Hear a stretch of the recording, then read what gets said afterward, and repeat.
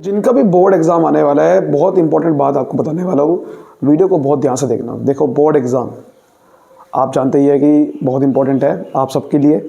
तो इसलिए सबसे पहले इस वक्त कभी भी कोई भी अनइम्पॉर्टेंट टॉपिक बिल्कुल ना पढ़ना। ये मेरी आपसे रिक्वेस्ट है कि प्लीज़ इस वक्त जो पढ़ रखा है सिर्फ उस पे ही ध्यान दो और उसको ही पक्का करो बार बार। कोई भी चीज़ अनइम्पोर्टेंट वाली ना पढ़ो जो पेपर में कम आती है या आती ही नहीं है ज़्यादा, उसको बिल्कुल ना पढ़ो इस वक्त। अगर आपको बोर्ड एग्ज़ाम आने वाला है तो आप ज़्यादा से ज़्यादा प्रैक्टिस पे ध्यान दो और चीज़ों को रिवाइज करने पे ध्यान दो और माइंड को फ्रेश रखने पे ध्यान दो, क्योंकि इस वक्त कोई भी स्ट्रेस या टेंशन नहीं लेनी चाहिए।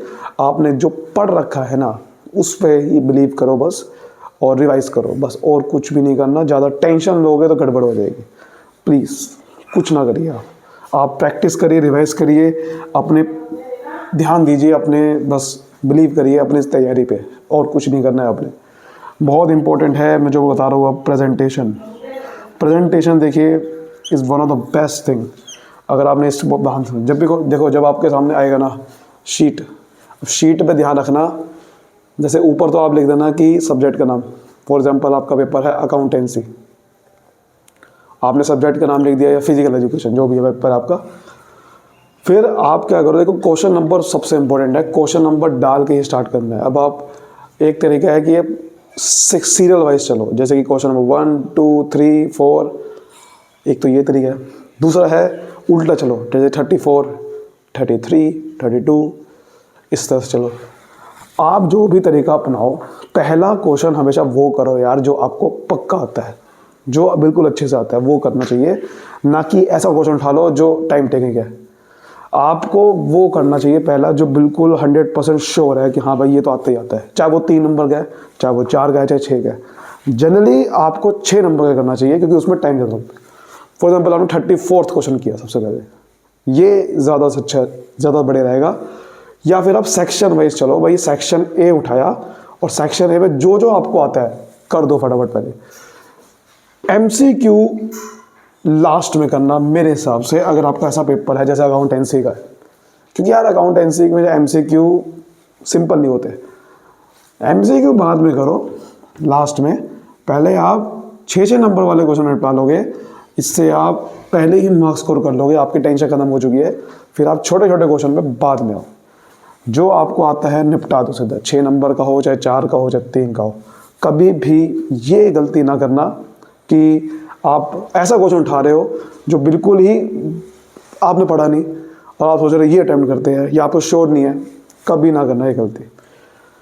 थ्योरी का पेपर है तो देखो आपको प्रेजेंटेशन पे बहुत ध्यान रखना है, यानी कि आपका पैराग्राफ कम से कम बनाओ यार। देखो ऐसे करना है, पॉइंट की फॉर्म में लिखो, यहाँ तक कि पॉइंट के अंदर भी पॉइंट बनाओ। जैसे कि ये पॉइंट लिखा, उसके अंदर भी ऐसे लिख दो पॉइंट बना के, इससे बहुत अच्छी प्रेजेंटेशन होती है।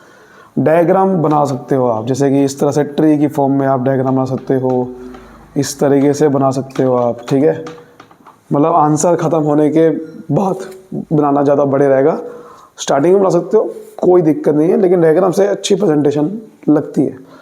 तो प्रेजेंटेशन पे आप ध्यान दोगे तो ये बहुत ध्यान रखना, कोई भी क्वेश्चन छोड़ के नहीं आना, सबसे इंपॉर्टेंट। कोई नेगेटिव मार्किंग थोड़ी है कि आप नहीं गलती, ये अटेम्प्ट कैसे कर दिया आपने, कोई नेगेटिव मार्किंग है क्या?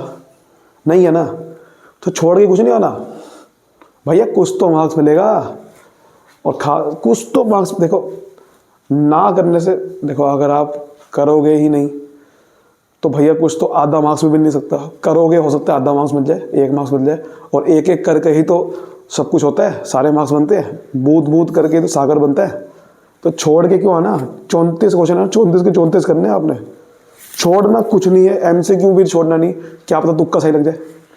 छोड़ने का क्या मतलब है? नेगेटिव मार्किंग है तो आप सोचोगे हाँ भाई मुझे छोड़ना है क्योंकि गलत हो सकता है। इसमें क्या गलती है? कुछ ना कुछ तो सही हो जाएगा। छोड़ के कभी नहीं आना एक भी क्वेश्चन, चाहे आता है चाहे नहीं आता, आपको करना है अटेम्प्ट। ये बात दिमाग में घुसा लो, ठीक है। कभी भी अपने मतलब कभी भी किसी को देखो वहाँ पर चीटिंग पे ध्यान बिल्कुल ना देना, किसी को बताने में लगे बड़े, अपना पेपर छोड़ रहे हो, ऐसा गलती ना करना। कोई ना तो आप किसी को दिखाना, ना किसी को बताना। चीटिंग पे आप चीटिंग करोगे तो भैया आगे भी आपकी लाइफ आपके आगे आपके साथ चीटिंग करेगी, क्योंकि आपकी आदत बन जाएगी चीटिंग करने की। फिर चीटिंग मतलब आप फ्रॉड कर रहे हो, धोखा दे रहे हो, तो चीटिंग क्यों करनी? अपना पढ़ के आओ, बस बात खत्म। कौन रोकेगा आपको पास होने से?